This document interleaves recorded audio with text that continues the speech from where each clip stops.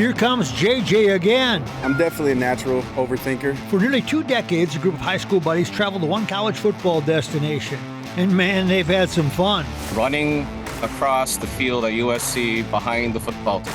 Wisconsin River Falls prepares for a cold game with St. John's, with a record-setting quarterback. When I'm old one day, I'll look back and be like, oh, that was pretty cool that I was doing that. And after more than 2 decades of working some of the top college games in the country, he's giving back to the high school game and beyond. You're not always going to be right, and you got to be able to take that criticism. Kickoff Countdown starts now. Welcome to Kickoff Countdown. JJ Part 3, the third time JJ McCarthy has been named the starter this season. This time they're all talking about simplifying the game plan. I'm telling you, when this kid gets comfortable, he's got a chance to be special. But right now, he needs to get his mindset right just for this Sunday. Answer that question. I would say a lot of the mentality has changed for sure. You know, I was just so focused on doing every rep perfect and making sure, you know, every little detail was crossed and checked off. And, you know, I feel like Coach O'Connell and Coach McCown, them talking to me about, hey, like, let's worry about that stuff in the off season. Go out there, play your ball, just, you know, execute the play at the end of the day. So how do you keep playing when the season is fading fast? Ask a seasoned veteran like Eric Wilson. He is playing some of his best football of his career. I always think about it, man. I'm just super grateful. You know, come a long way to get here. So to get here and be in any type of mood, but, you know, happy and joyful to get after it each week is, you know, that's what my mindset is. Kickoff at noon on Sunday at U.S. Bank Stadium. A now former Viking is making what he hopes is a playoff run. Adam Thielen is in Pittsburgh. There he is after an anticlimactic second stint with Vikings. He now joins the NFC North rival and friend Aaron Rodgers, trying to help the Steelers make their push. I'm living in the moment. You know, whatever today brings me, I'm going to give it everything I have. And I feel like when I'm done with my career, I can look back and I can say that everywhere I've been, I've given everything I've had, and I can feel really good about that. No doubt. The game of the week, the Chicago Bears at the Green Bay Packers. The Packers seem to have steadied the ship the past couple of weeks and put up points against Detroit. The division title is in their reach if they can beat the Bears.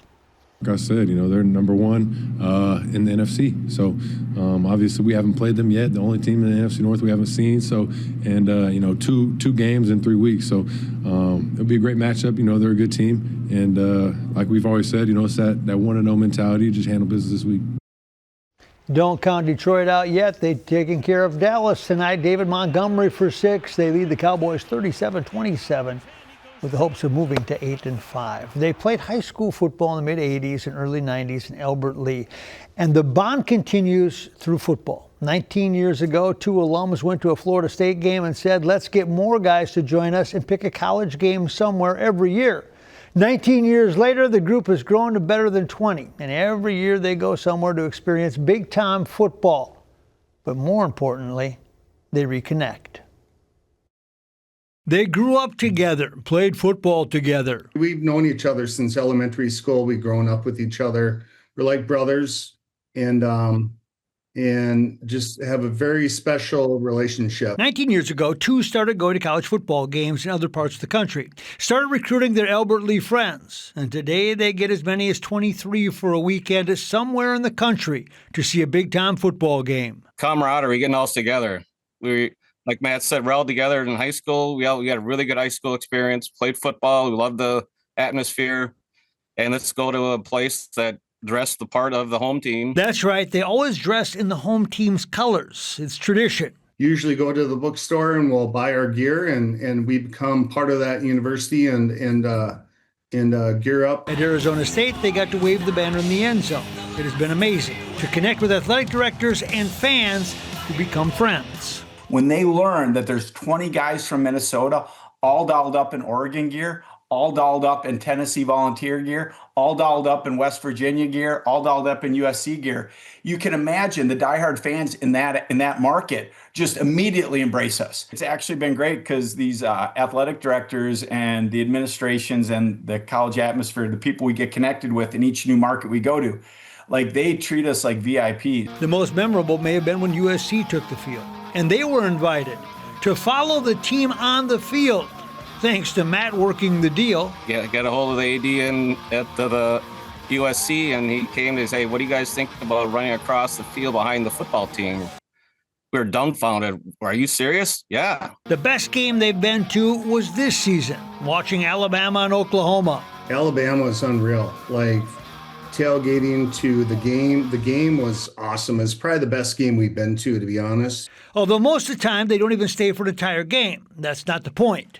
We've always gone to the game. You'll go in there, want to get to see the atmosphere of the game, but we're typically leaving at halftime. The atmosphere outside is way better than inside. A tradition of two loves, for football, but more important, for each other. And it's great. I mean, we literally spend 72 hours, living the dream like a diehard fan. It's incredible. It's, the best tradition in sports, I think.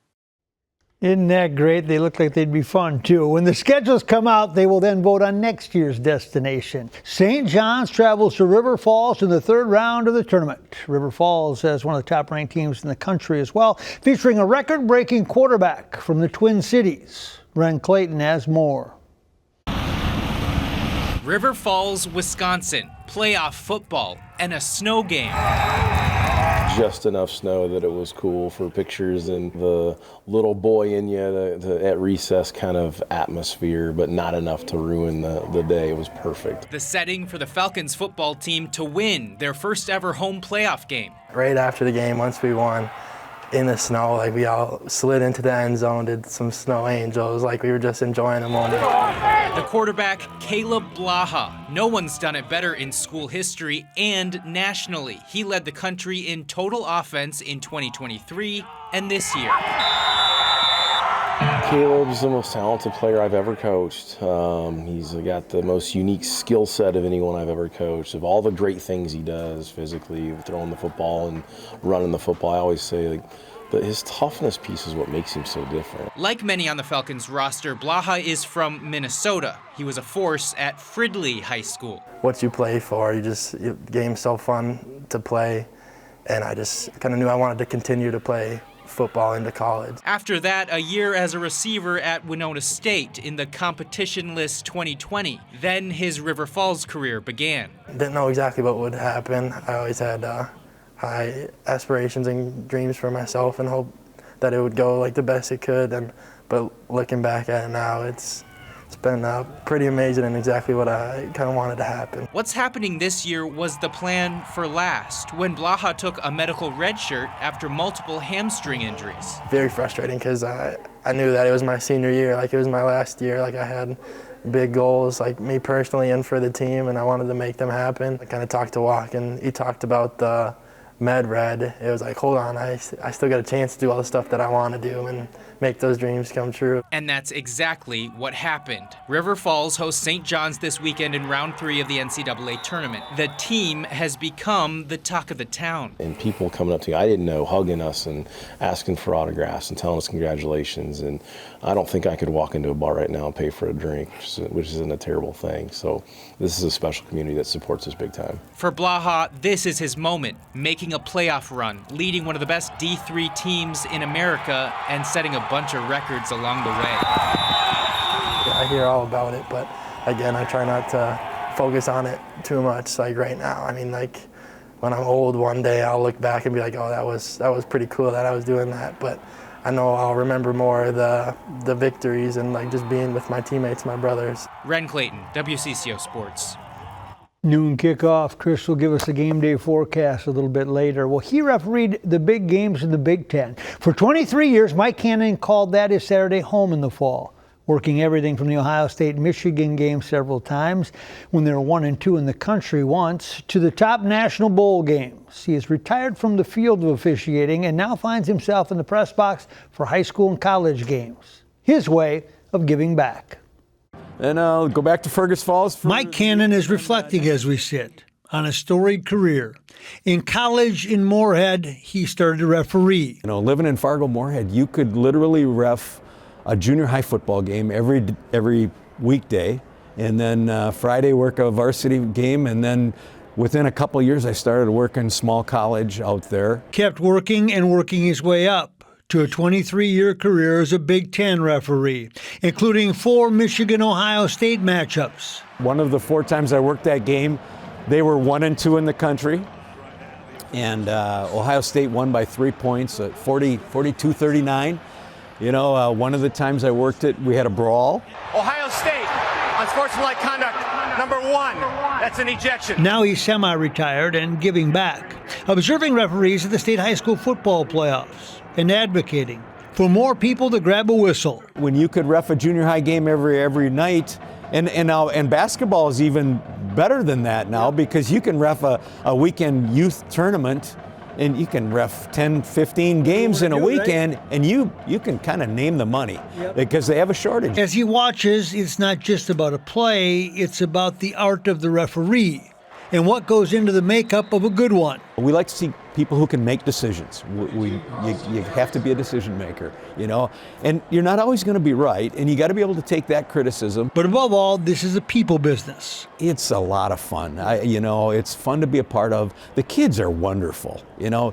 These high school games, these kids that have reached this level, they're great kids. And it's about those people that you meet along the way that make the career more than a hobby and less than a full-time job, but a place that feeds my cannon in a number of ways. What I like to share is, I'll tell you, the majority of my best friends are all officials. And I'm going way back to when I reffed high school football. Some of those guys are still my best friends. One of them worked the Prep Bowl today. That's your kickoff countdown for the week. Thanks for listening. Don't forget to follow, rate, and share. Join us every Friday wherever you get your podcast to discover what's at stake on game day, from the Vikings to the Gophers and beyond. And make sure to watch the live kickoff countdown Thursday nights at 10:15 on WCCO.